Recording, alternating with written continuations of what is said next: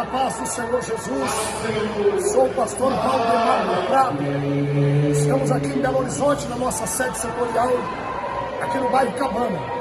Um momento muito difícil, um momento muito doloroso. Está sendo velado aqui agora, no interior da nossa sede setorial, o corpo do nosso pastor Milton Neves. Está passando por aqui e agora será transportado para Curitiba, Paraná, aonde será velado, aonde será sepultado. Quero agradecer o apoio da diretoria mundial, o apoio da nossa diretora Ilza Rocha também, que está conosco aqui, apoiando, abraçando a Igreja Deus de Amor de Minas Gerais, o povo mineiro e a família do saudoso pastor Milton Neves. É um momento de dor, um momento de tristeza, de lágrimas, mas o pastor Milton descansa no Senhor. Cabe a mim e a você preparar, porque a nossa hora também vai chegar.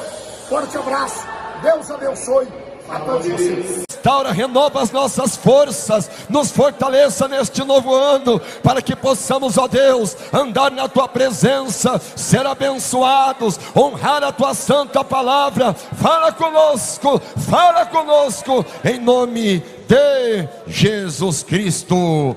Quem dá glória a Deus? Quem dá glória a Deus? Podem glorificar ao Senhor com uma salva de palmas bem forte, bem alegre.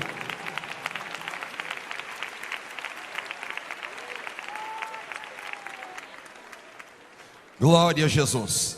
Meus amados irmãos e ouvintes da palavra de Deus, nós encontramos aqui uma declaração extraordinária do Senhor Jesus, uma declaração do Senhor Jesus para a igreja, mas isto eu posso entender como uma reação para uma declaração que veio antes dessa, a declaração de Pedro. Pedro faz uma declaração maravilhosa e o Senhor Jesus responde com uma declaração mais poderosa ainda. Eu entendo, meus amados irmãos, que Deus tem vontade de trabalhar em nossas vidas. Deus tem interesse em fazer coisas grandes por nós, mas nós precisamos também ter ousadia. Nós precisamos ter coragem, nós precisamos nos posicionar, nós precisamos muitas vezes dizer algumas coisas que precisam ser ditas, fazer algumas coisas que precisam ser feitas, porque eu entendo que isso também agrada aos olhos do Senhor. Certa feita o Senhor Jesus faz uma pergunta: quem é que o povo por aí está pensando que é o Filho do Homem?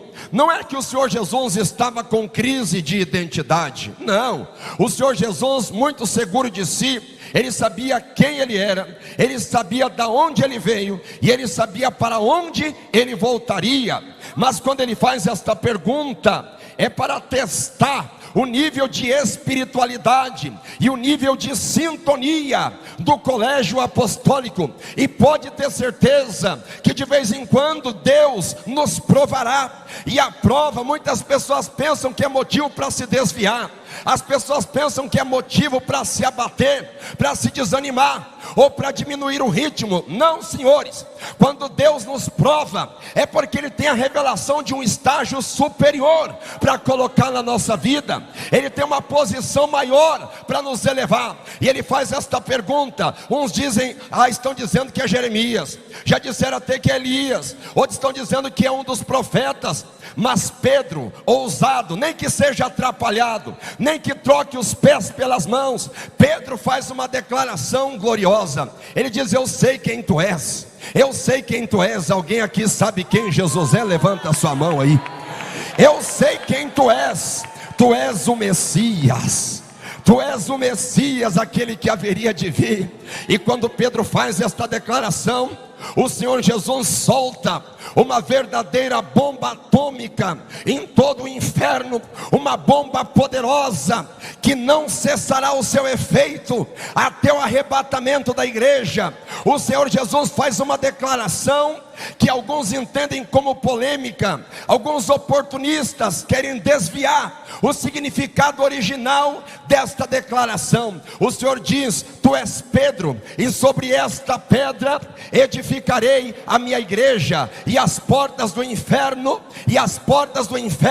não prevalecerão contra ela. Eu digo aos que me ouvem: as religiões, a política, o poder militar já tentou e vai continuar tentando atacar a igreja do Senhor, mas a notícia é antiga, mas é contemporânea, e nunca vai cair por terra. Vai tentar, mas vai ficar tentando, porque não vai conseguir, porque a igreja é do Senhor, a obra é do Senhor, você é de Deus, esta igreja é de Deus, esta obra é de Deus.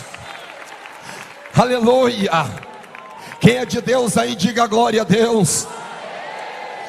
Então, os primeiros intérpretes, sentindo-se donos e senhores da hermenêutica bíblica, entendem que Pedro é agora o novo detentor do poder da igreja. Pedro é o detentor do poder da igreja, e atribuem ao pontífice, que ocupa o cargo máximo, chamado Papa, que é um acrônimo, é o acrônimo do seguinte: Petri Apostoli Potestatem Accipiem, que quer dizer, aquele que recebe poder de Pedro. Aquele que recebe poder de Pedro. É isso que significa a palavra Papa, aquele que recebe poder de Pedro. Da onde vem isso? Porque o Senhor diz assim: tu és Pedro, e sobre esta pedra edificarei a minha igreja. Então entendem que Pedro é o poder máximo, Pedro é o alicerce, Pedro é o baluarte, Pedro é o referencial. Mas será que nós poderíamos nos fundamentar em Pedro?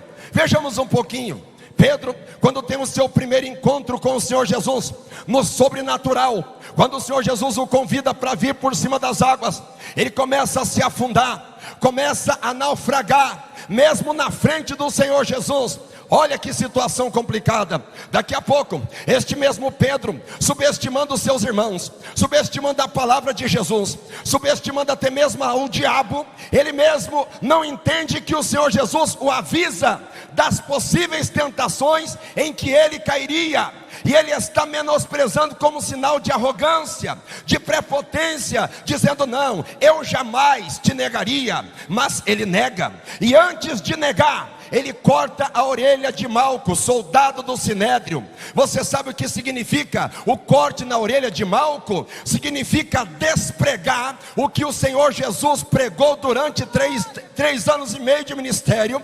Pedro vai lá, corta a orelha de Malco, e quando é cortada a orelha de Malco, Jesus Cristo pregando o amor, pregando a tolerância, pregando a paciência e a longanimidade, Pedro corta a orelha de Malco, desprega tudo que Jesus pregou. Seria este o líder? Depois que o Senhor Jesus morre, Pedro está no rio, está se banhando, e Pedro está com vergonha da sua situação, e está voltando atrás, e está nadando, está nu, pescando, voltando às suas origens lá atrás, desanimando, está regredindo. Talvez alguns vão dizer: não, mas aconteceu que Pedro se tornou um grande referencial, depois que ele recebeu o poder do Espírito Santo, lá no cenáculo, com aqueles 120 no dia de Pentecostes. Meus irmãos, mesmo depois dele ser um apóstolo tarimbado, cheio do Espírito Santo, cheio de autoridade, nós vamos encontrar em Antioquia, mas uma falha muito grande, que desclassificaria Pedro desta condição de ser a pedra fundamental da igreja. Porque é quando ele está com os irmãos da Antioquia, são todos gentios, e quando ele está sentado com eles, e chegam os enviados de Jerusalém, nós vamos encontrar que Pedro fica com vergonha dos judeus e se afasta dos gentios, e Paulo lhe resiste na cara, porque ele era reprovável. Seria porventura Pedro a pedra fundamental da igreja? Seria Pedro aquele que estabeleceria todos os primórdios da igreja? Eu acho que não. Mas então, o que significa este acrônimo que nós vamos entender na palavra do Senhor?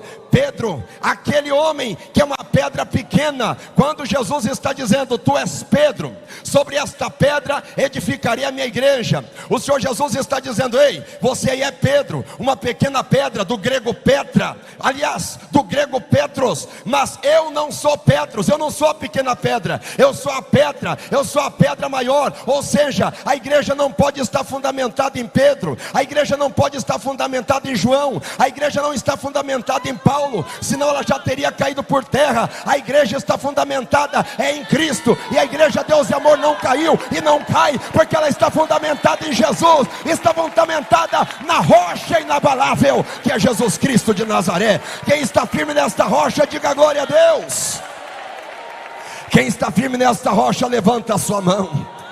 Quem está firme nesta rocha, levante a sua mão. Quem está firme nesta rocha, glorifica. Quem está firme nesta rocha, da glória. Oh, aleluia. Você está fundamentado em Jesus Cristo, a rocha verdadeira, a rocha inabalável.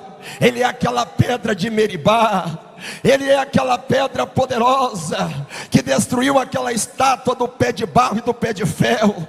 Ele é aquela pedra de esquina, aquela pedra angular. Nós precisamos estar fundamentados nesta pedra, é nesta rocha. Satanás vai tentar te afastar de Jesus, para tentar te colocar edificado na areia, daí você vai cair. Mas se você estiver na rocha, que é Cristo, vem um vento, passa uma virada de ano, passa metade do ano, vem o Natal, vem o Ano Novo, você continua dando glória, continua falando línguas estranhas, continua guardando a doutrina do Senhor, continua orando e Deus operando e respondendo, porque você está fundamentado na rocha. Aleluia.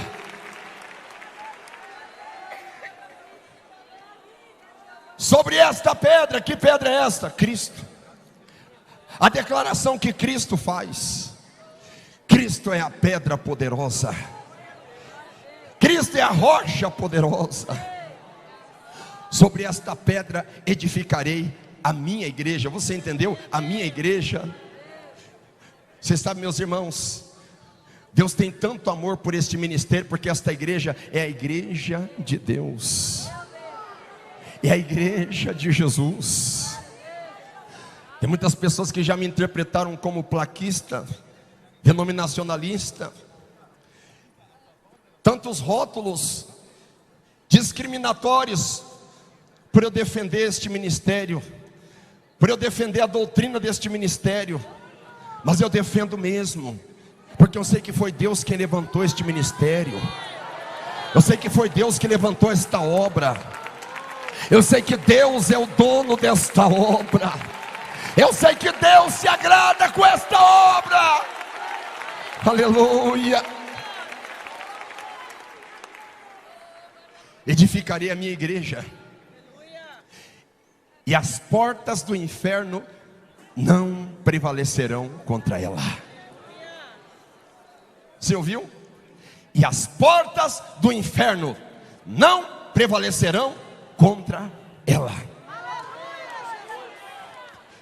Quantas portas ao longo da existência da igreja não têm se levantado, portas assustadoras, portas perigosas, portas promissoras, que a igreja poderia se assustar e dizer: agora é o fim, agora acabou. Mas o Senhor nunca permitiu as portas prevalecerem. Pelo contrário, quando essas portas se manifestam contra a igreja, quando elas se abrem contra a igreja, é igual o inimigo vindo como uma corrente de águas, o Espírito do Senhor arvora sempre contra ele a sua bandeira. E quer saber mais? A igreja dá um salto para frente e cresce mais ainda. Vai me escutando, vai me escutando. Ó, veja só. A palavra morte, a palavra Sheol, é a tradução do grego para a palavra inferno. Aqui, as portas do inferno. E as portas do inferno não prevalecerão contra a igreja.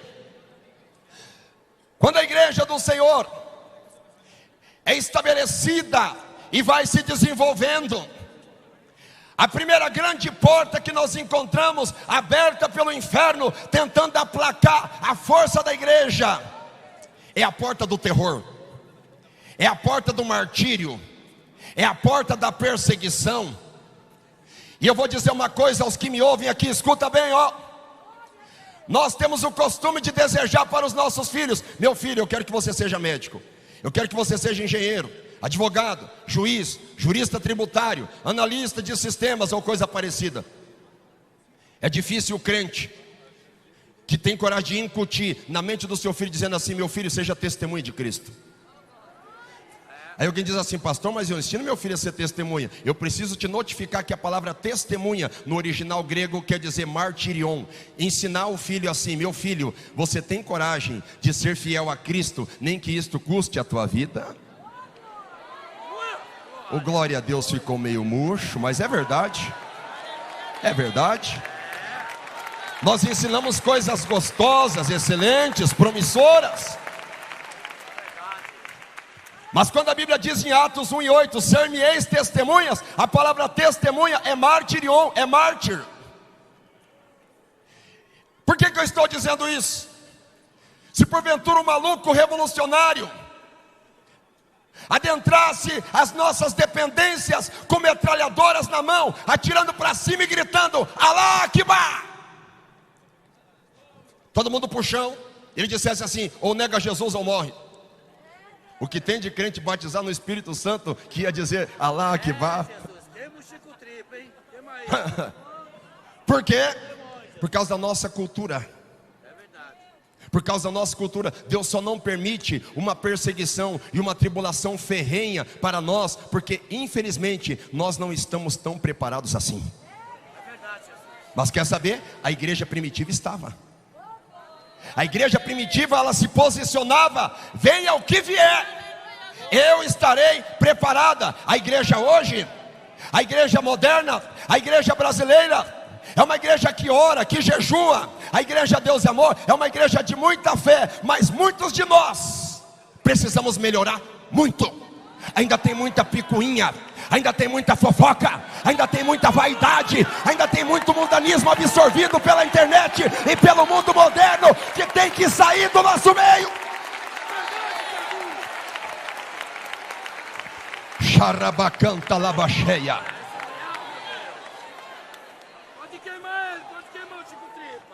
Se você ama Jesus, você tem que ter coragem de morrer por Ele. Aleluia. Quem é que não gosta de ler sobre Estevão em Atos 6? É gostoso ler sobre Estevão, mas eu quero ver a hora que está finalizando o capítulo 6. Eu quero ver a hora que está começando o capítulo 7, quando a situação começa a ficar apertada. Martírio, martírio. E lá está Estevão, um grande hermeneuta, um grande exegeta, um grande teólogo, cheio de sabedoria, mas cheio do Espírito Santo e disposto a ser verdadeira testemunha do Evangelho do Senhor. Estevão, Estevão, aleluia. Ó, e as portas do inferno começam a se manifestar desta maneira contra a igreja. A porta do terror, a porta da perseguição, a porta da ameaça, a porta da morte. Você consegue conceber, você consegue imaginar mulheres sendo puxadas pelos cabelos, crianças sendo puxadas pelas perninhas e as costas raspando nas pedras, ou os pais, os homens sendo duramente açoitados, enforcados e até decapitados, e os seus corpos sendo impedidos de ser enterrados.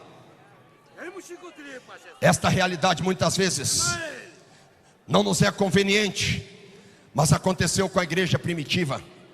E lá estava Estevão, enfrentando toda essa dificuldade. Foi apedrejado até a morte, apedrejado até a morte, apedrejado até a morte. Ele levanta os seus olhos, sabe quem que ele contempla? Ele contempla Jesus de Nazaré. Só que Jesus não está sentado à direita do Pai, não. O Senhor Jesus está de pé dizendo: Estevão, pode resistir, porque as portas do terror não prevalecerão contra a minha igreja. Vai, Estevão, vai, porque eu sou contigo, Estevão. vai, vai, porque eu sou contigo. Deus é contigo, Deus está falando aqui nesta tarde. Deus é contigo, não temas, não temas as portas do inferno, Deus será contigo.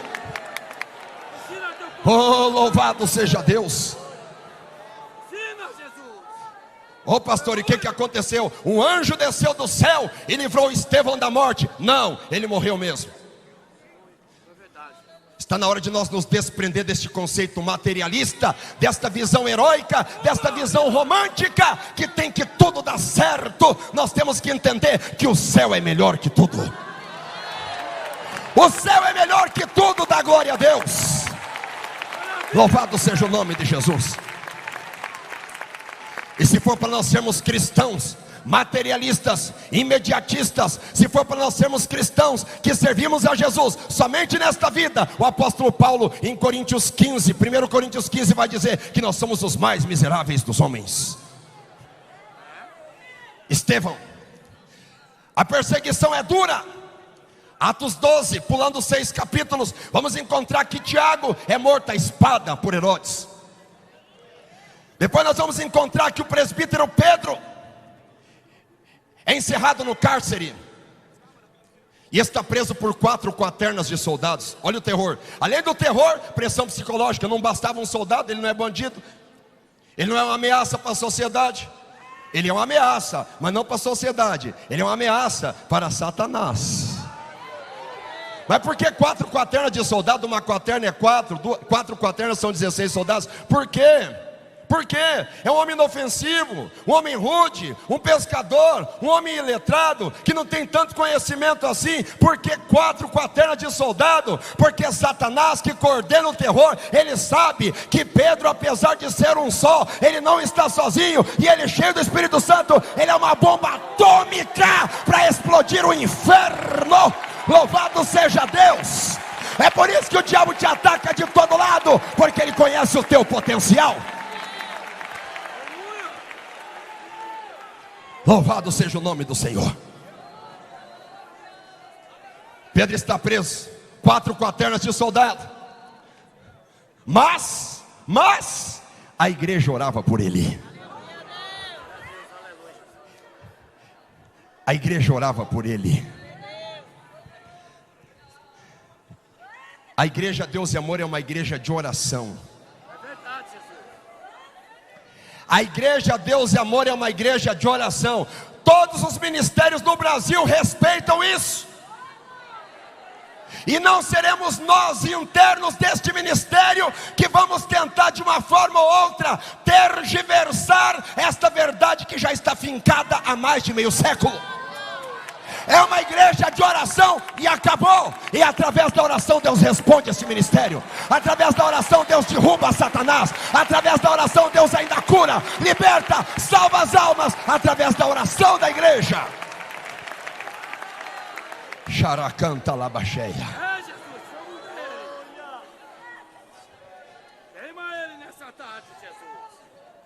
A perseguição, será que ela cessa com os apóstolos? Não, nem com o coitadinho do João, com seus 98 anos. Ele também é pressionado por esta porta, chamada porta do terror. Não para por aí não. Nós vamos encontrar tantos homens de Deus, da igreja primitiva. A própria construção do Coliseu fora construída por um engenheiro chamado Gaudêncio. Ele constrói o Coliseu, que depois se tornaria no espetáculo de morte dos cristãos. Morte dos cristãos. Será que alguém tem coragem de levantar a mão e dizer que é cristão aí? Quem é cristão aí?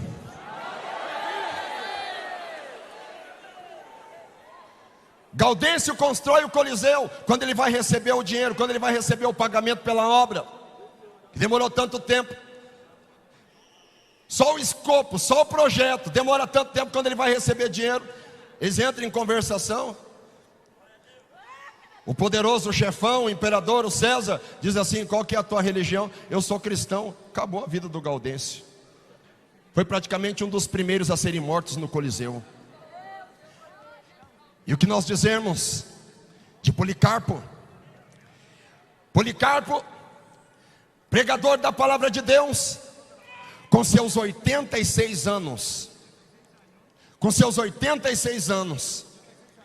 ele é condenado à morte. Condenado à morte. Por quê? Porque era cristão. O que significa isso? As portas do inferno, as portas da morte, as portas do terror. Eu sei que muitos aqui passam terror, só que não é aquele terror militar, bélico, coercitivo. Às vezes é o terror daquela pressão psicológica. O Senhor está falando para você: não tema esse terror, não tema não. Essa porta não vai prevalecer contra ti. Maior é Deus que está contigo. Aleluia. Orianda Lamanaias.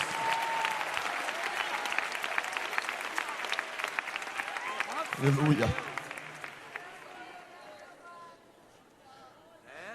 Nega Jesus. Policarpo nega Jesus e diga: abaixo os ateus. Nega Cristo. Policarpo falou: como é que eu vou negar ele, se durante os meus 86 anos de vida ele foi meu melhor amigo? Nega, senão você vai morrer. E você vai morrer de uma maneira cruel. Você vai morrer queimado. Pode queimar. Estão te queimando hoje? A chama da calúnia está ardendo sobre a tua pele. Aleluia.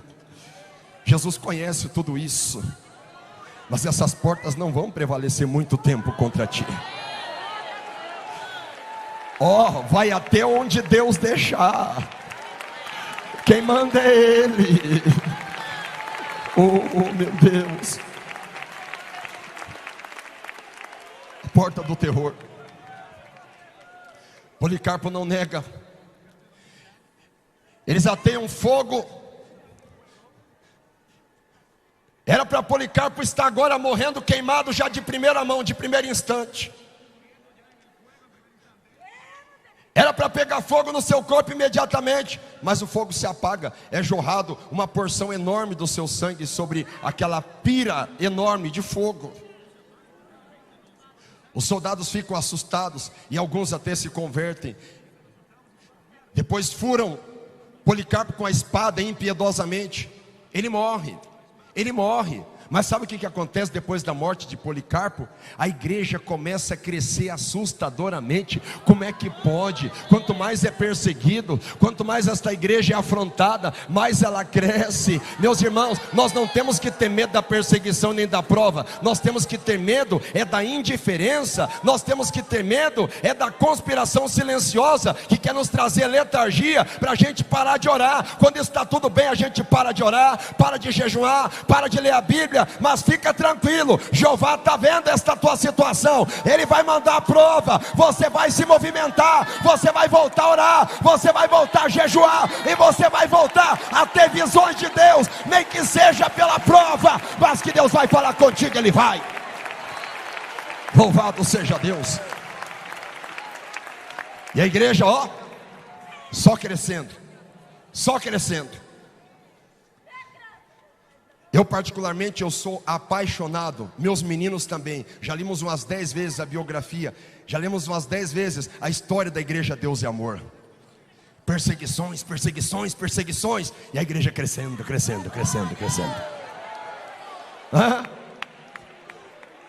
É na contramão da lógica. Parece que quanto mais a igreja é perseguida, mais ela cresce.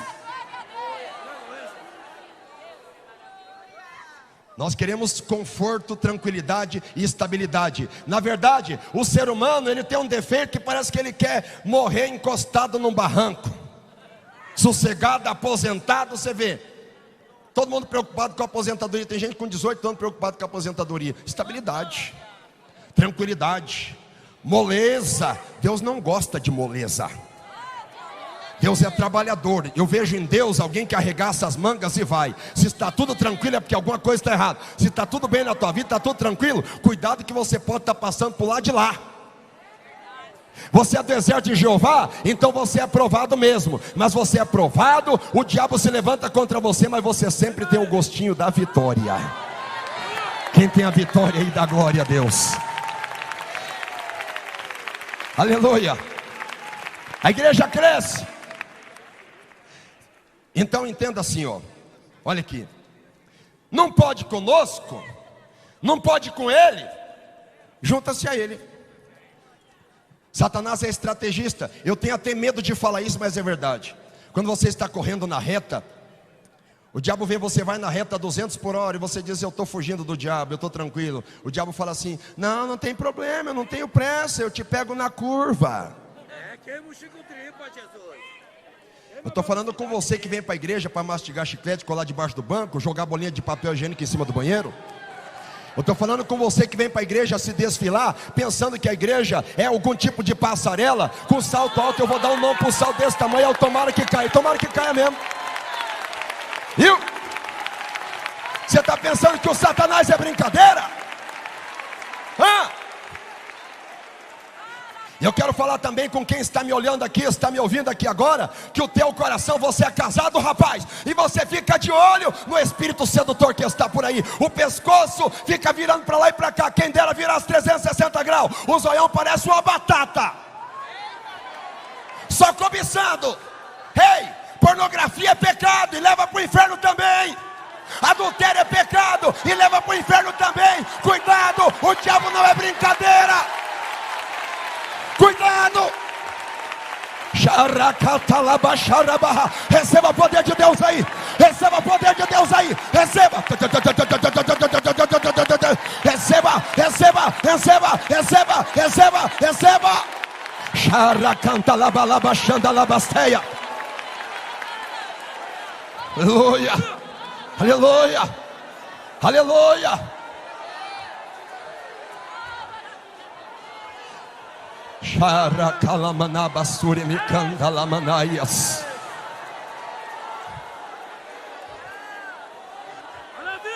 Ó, você quer saber quanto tempo o Satanás tem de experiência? Mais de 4.000 anos, só que nós sabemos. Qual que é a especialidade dele? Antropologia, estudar o ser humano, comportamento do ser humano. O diabo conhece tudo, o diabo mapeia cada movimento, cada pensamento do ser humano. O diabo conhece. Já que eu não estou conseguindo obter êxito nesta ferramenta do terror, eu tenho outra, e outra, e outra. Você vai ler a Bíblia Sagrada lá em Mateus 4 e São Lucas 4. Quando o Senhor Jesus solta uma verdadeira dinamite em Satanás, ele abaixa a cabeça e sai quietinho na primeira. É assim? Não. E lá em Lucas é mais enfático: Satanás ausentou-se dele por um tempo. Enquanto você está aqui nesta tarde escutando esta palavra, Satanás está planejando acidente.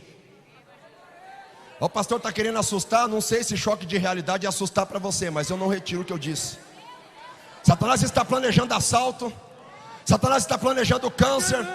Satanás está planejando o pecado para te derrubar. Ele está planejando. Por isso eu te aconselho, quando você entrar neste templo santo aqui, ó, venha para adorar, venha para glorificar, que Deus vai te dar livramento. Louvado seja o nome do Senhor. Louvado seja Ele. Shara canta lamassuri me canta lamanaias. Aleluia.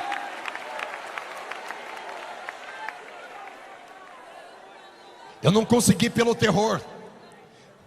Eu não consegui fazer eles blasfemar. Quando eu matava, quando eu sacrificava, eles morriam dando glórias. Não pode com eles, junte-se a eles. Aproximadamente em 303 depois de Cristo, surge um imperador chamado Constantino. Constantino, ele faz um feito que ele foi louvado por muitos cristãos. Qual que é o feito dele? Ele anexa o Império Romano ao cristianismo, formando o catolicismo mundial. Olha que tremendo, que benção. Agora os cristãos não vão mais ser perseguidos. A máxima dele: in hoc signa vinces. Através desse símbolo tu vencerás. E até hoje existe o símbolo. É um dos brasões do Vaticano, de Constantino. Agora a igreja não vai mais ser perseguida, porque ele é um cristão. A história não mente e sustenta que Constantino nunca foi cristão. Você sabe de onde vem a palavra Sunday? Domingo. Sunday.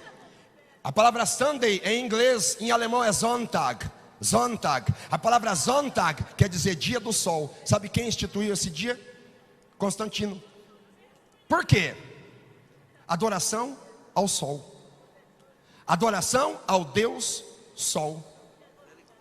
Dá início então, em Constantino, um período de 1000 anos de cessação de perseguição aos cristãos.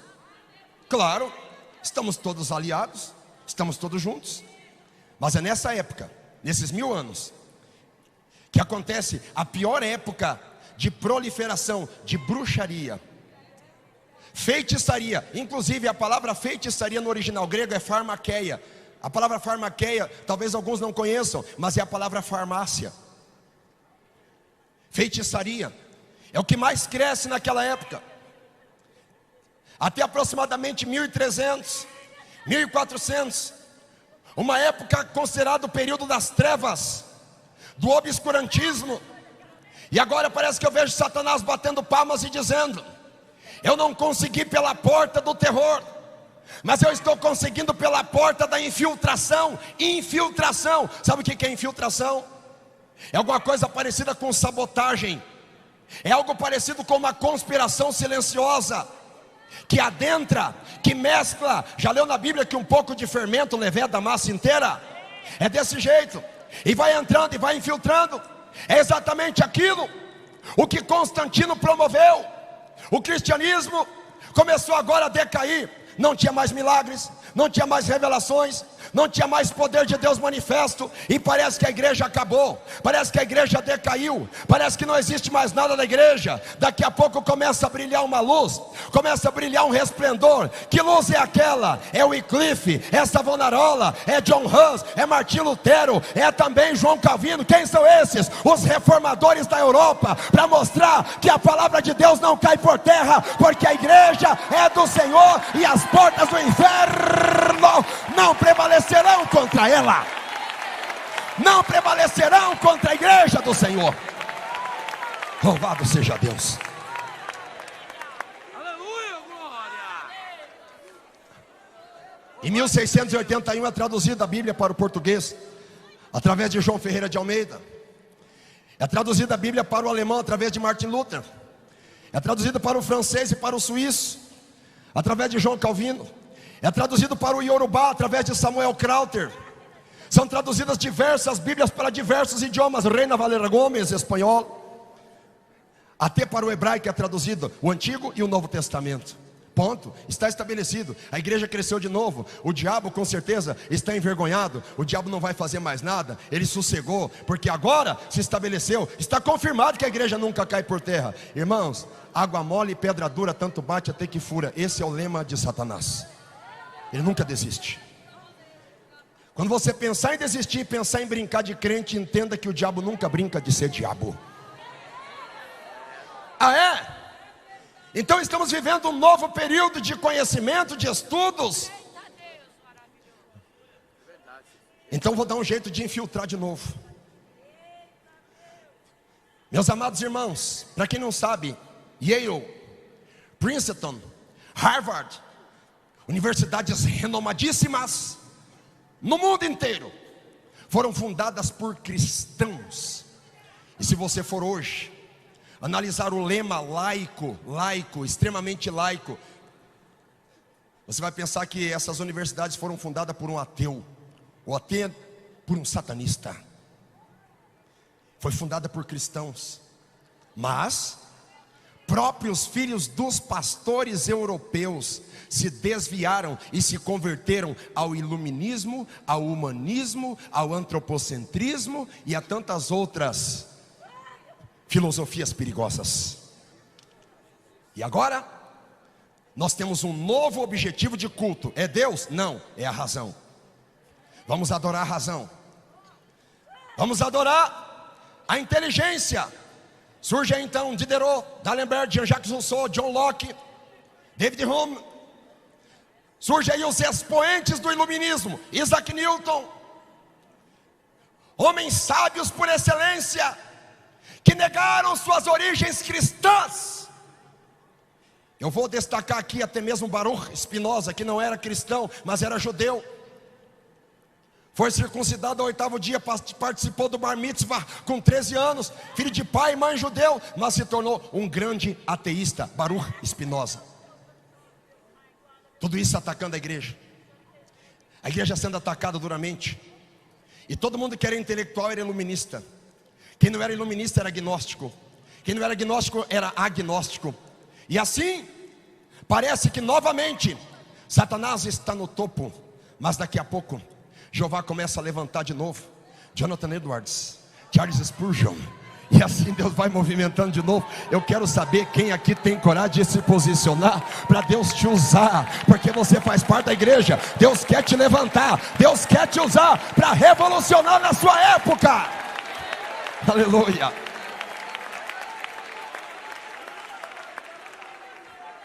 Aleluia. Pega o avião comigo, vamos voltar para o Brasil. Caboclo mesmo que eu sou e não nega as origens. Vamos voltar para o Brasil. Vamos deixar os europeus para lá, vamos voltar para cá. E o Brasil, como é que está o Brasil? Misericórdia, afundado num cristianismo misturado com misticismo, misturado com umbanda, quimbanda, candomblé, astromancia, quiromancia, mais um monte de melancia por aí. Coitado do Brasil. E agora, coitadinho dos brasileiros, tem uma fé tremenda. Católico, tudo católico. O que não é descendente de católico é descendente de macumbeiro, que herdou de religiões afros. Assim é a situação do Brasil. Coitadinho do Brasil. Aonde que está Deus do Brasil? Coitadinho do Brasil. E o Brasil enfrenta uma situação de uma fé cega.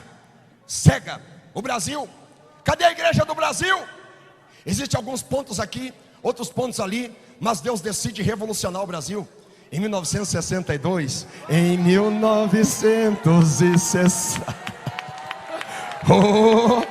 em 1962, Deus se lembra do Brasil e funda a igreja pentecostal Deus e Amor, uma igreja poderosa, uma igreja de oração, uma igreja de milagre, e até milagres que não acontecia desde o tempo da igreja primitiva.